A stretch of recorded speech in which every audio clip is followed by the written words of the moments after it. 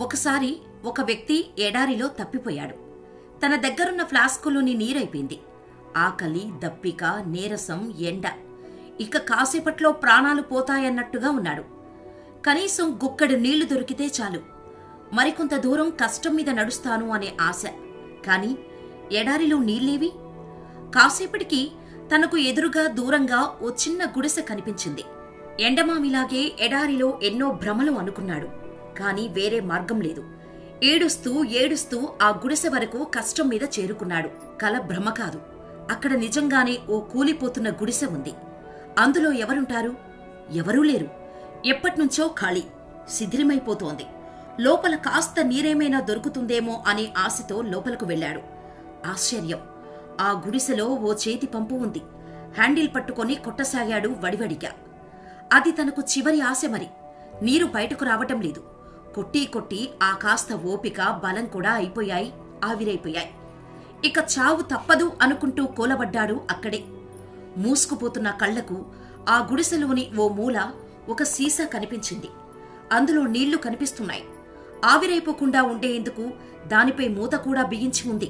వెళ్లాడు, మూత తీశాడు. నోట్లోకి ఆ నీళ్లను పంపుకునే వేళ దానికి అతికించిన ఓ కాగితం ముక్క కనిపించింది. చేతి పంపు కొట్టే ముందు ఈ నీటిని అందులో పోయండి, తర్వాత నీళ్లు వచ్చాక మళ్లీ ఈ సీసాను ఆ నీటితో నింపి మూత పెట్టి ఇదే మూలన పెట్టండి అని రాసి ఉంది. అప్పుడు మొదలైంది తనలో మథనం.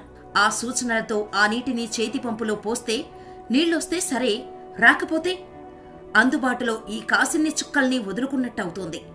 ఏమో, ఆ చేతి పంపే పనిచేయడం లేదేమో, నీళ్లు పోసినా వేస్టేనేమో, చేతి పంపు కింద ఉన్న నీటి ఊట లేదా ధార ఆల్రెడీ ఎండిపోయిందేమో. అప్పుడు తన వివేచన పనిచేసింది. ఏదైతే అదైంది. ఈ కాసిన్ని నీళ్లు తాగేస్తే కాసేపటికి మళ్లీ దప్పిక తప్పదు. పోనీ చేతి పంపులో పోసి రిస్కు తీసుకుంటే? కళ్ళు మూసుకున్నాడు. ఆ నీళ్లను చేతి పంపులో పోశాడు. ప్రార్థన చేస్తూ హ్యాండిల్ కొట్టడం స్టార్ట్ చేశాడు. తనకు గలగలా శబ్దం వినిపించింది. తను ఊహించిన దానికన్నా ఎక్కువ నీటి ధార వస్తోంది.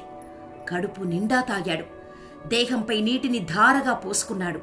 ప్రాణం నిలబడింది. కాని ఇక్కడే ఉండిపోలేడు కదా. గుడిసెలో చుట్టూ చూశాడు. ఒక పెన్సిల్, ఈ ప్రాంత మ్యాపు కనిపించాయి. కాని నాగరిక నివాసాలకు దూరంగానే ఉన్నట్టు చూపిస్తోంది అది. అయితేనేం, ఓ మార్గం అంటూ కనిపిస్తోంది. చేరుకుంటానా లేదా వేరే సంగతి. ఖాళీగా ఉన్న తన ఫ్లాస్క్ నింపుకున్నాడు. గుడిసెలోని సీసాను నింపి మూత బిగించాడు. ఆ కాగితంపై ఆ పెన్సిల్తో రాశాడు, నన్ను నమ్మండి, ఈ చేతి పంపు పనిచేస్తుంది. బతుకు నిలుపుకున్న వాడిని చెబుతున్నాను.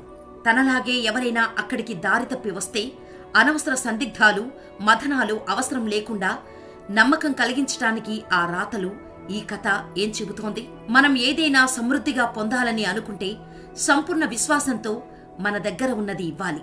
చర్యకు ప్రతిఫలం అనేది నమ్మకం మీదే ఆధారపడి ఉంది. జీవితానికి పనిచేసేందుకు వీలుగా కాస్త ఇంధనం ఇవ్వండి.